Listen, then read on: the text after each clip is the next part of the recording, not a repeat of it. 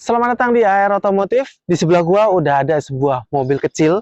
Ini merupakan LCGC dari Daihatsu. Daihatsu Sigra.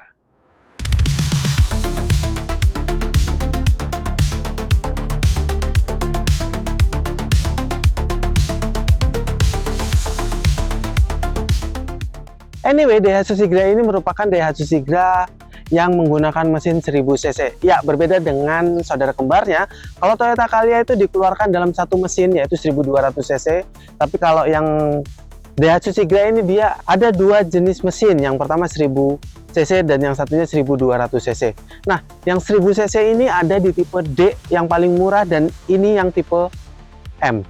Kemudian kalau yang 1200 cc ada yang tipe X sama tipe R.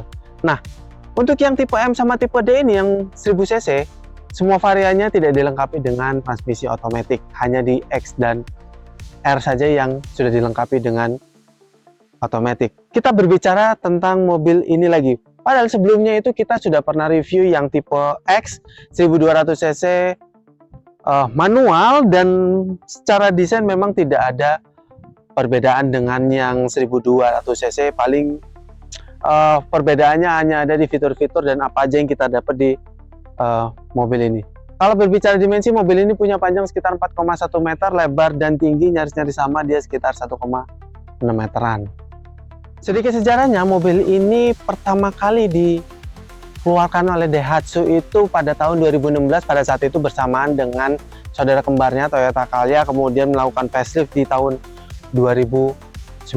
Nah, ini merupakan yang facelift dan secara desain ya terlihat, kalau menurut gua untuk tipe yang paling baru ini memang Sigra tampil lebih oke ketimbang yang Calya, karena ya itu kembali lagi ke selera ya.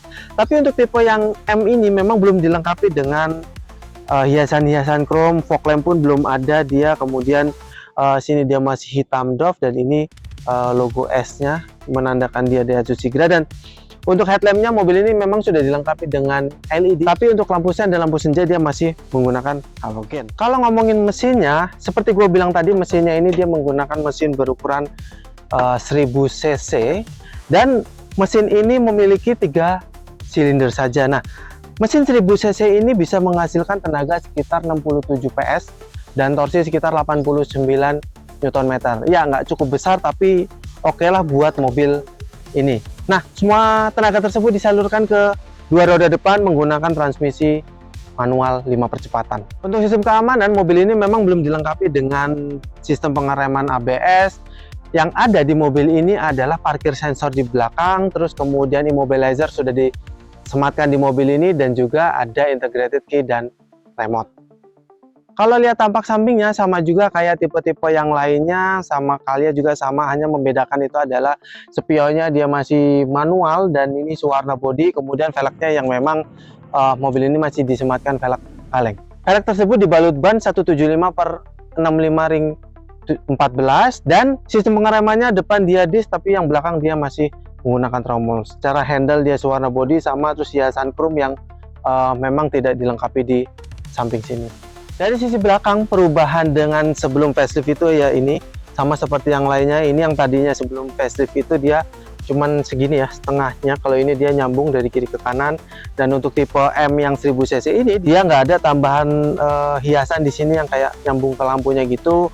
Untuk sistem kelampuan of course semuanya dia masih halogen. Sensor parkir 2 titik sudah disematkan di sini dan dia sudah sewarna bodi. Kamera mundur sudah pasti tidak ada dan wiper belakang yang bisa bergerak 90 derajat dan kacanya yang memang belum ada defoggernya. Spoiler dia terintegrasi sama bagasi ya.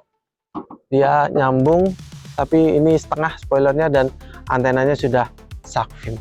Nah, bagasinya mobil ini sama seperti yang sebelum facelift dan memang kalau yang Daihatsu itu kita dapat ini nih jaring-jaringan ini, dan bagasinya ini kalau kita lihat di gambar-gambar tuh dia bisa menampung 4 buah galon air. Di bawah lantai bagasinya ini kosong ya, dia nggak ada apa-apa jadi langsung lantai. Kalau ini kurang gede kalian bisa lipat bangku belakangnya. Bangku belakangnya ini dia bisa dilepas 100%, nggak bisa setengah-setengah, jadi bisa kita lipat dan kita mendapatkan bagasi yang lebih luas lagi. Nah, untuk yang tipe M ini bangku baris belakangnya tuh dia nggak ada headrestnya ya, jadi polos kayak Daihatsu Xenia generasi pertama dulu. Ada salah satu tipe yang memang nggak ada headrestnya.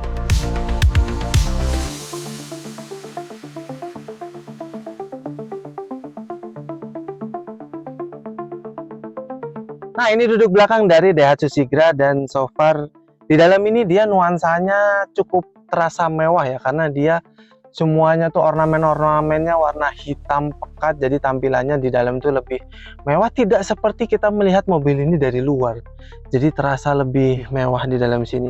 Nah, bangkunya ya kalau kita duduk di belakang, untuk ukuran badan gua 175 cm, pahanya cukup gantung dan dengkul gua nih nempel.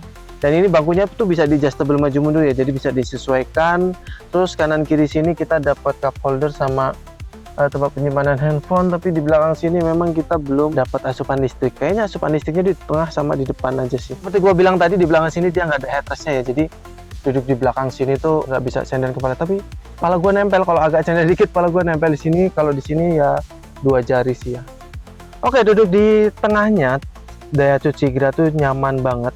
Nah, seperti gue bilang tadi, bangku tengah tuh bisa di adjustable maju mundur. Kalau nggak di adjustable, lega banget. Jadi ini bisa kita majuin, jadi kita bisa menyisakan legroom di belakang, jadi lebih comfortable lagi. Dan kalau duduk di sini tuh sama seperti di belakang, nuansanya nuansa hitam-hitam gelap gitu, dan tampil lebih mewah. Dan semuanya nih ya, jadi door panelnya dia masih plastik keras dan warnanya hitam semua, semuanya serba hitam dan sangat oke sih warnanya ini. Kemudian power window sudah disematkan. Di depan sini ada cup holder, handle warna hitam, dan tempat penyimpanan di bawahnya yang tidak ada. Jadi tidak ada tempat penyimpanan, hanya cup holder di atas sini doang. Power outlet 12 volt di sini satu, dan di belakang bangku depan ada back pocketnya. Nah, terus ini ada air circulation, bukan AC blower ya, dia air circulation, jadi fungsinya itu buat mengalirkan udara di depan ke belakang. Headroom, lega banget loh headroomnya so far. Dan duduk di sini tuh ini harus dinaikin dikit biar nggak terlalu ganjar, dan so far menurut gua duduk di sini posisi duduknya nyaman buat penumpang ya. Oke, kalau duduk di bangku depan so far agak nyaman, lebih enakan di belakang sih. Tapi di depan sini terasa agak masuk ke bawah, jadi posisinya lumayan. Bangkunya bisa di setel reclining sama maju mundur aja ya, dia nggak bisa adjuster. Dan ini pengaturan setirnya dia fix, nggak bisa dirubah-rubah. Dan ya untuk mobil seharga ini pasti door panelnya menggunakan plastik keras semuanya. Head unit dia masih single din dan bawahnya ini kosong. Dan ini tuh kalau zaman dulu ya, zaman kita pakai Avanza Xenia generasi pertama, itu memang modelnya begini, bawahnya kosong. Ini bisa buat naruh duit-duit kembalian.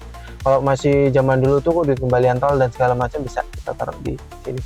Kemudian ini sudah puter-puterannya udah mulai modern, karena yang sebelum facelift itu dia bentuknya kayak kompor gas. Kemudian sirkulasinya masih sama, dan ini ada tempat penyimpanan terbuka, dan ini sebenarnya fungsinya bisa buat naruh handphone kita yang lagi kita cas, karena di bawahnya sini ada power outlet 12 volt, dan di bawahnya lagi itu ada tempat penyimpanan yang nggak begitu besar tapi lumayan. Di depan sini kita dapat armrest ya, ini tapi ini masih diplastikin, ya udah gak usah kita turunin. Handrem di tengah sini bentuknya kayak tuas transmisinya pesawat. Ini transmisinya manual 5 percepatan, lampu hazard, tempat penyimpanan tertutup sini yang lumayan besar. Panel AC kiri, tengah 2 kanan, dan sebelah kanan sini ada tempat penyimpanan kosong terbuka yang kalau gua tuh biasanya buat naruh duit receh. Di dalam sini sama seperti di belakang, nuansanya hitam pekat, terasa lebih mewah. Dan ini spion tengah yang gak ada dynamic view-nya, jadi masih manual. Sun visor nggak ada kacanya, kanan kiri nggak ada kacanya. Udah, setirnya dia menggunakan bahan agak keras dan gak ada tombol-tombolan, polos semuanya. Belakangnya ada tuas lampu sama wiper. Door panel plastik keras, semuanya plastik keras. Power window otomatis yang pengemudi aja, dia itu turun aja otomatiknya. Dan cup holder di bawah 2 biji, dan tempat penyimpanan yang nggak begitu besar di bawah situ.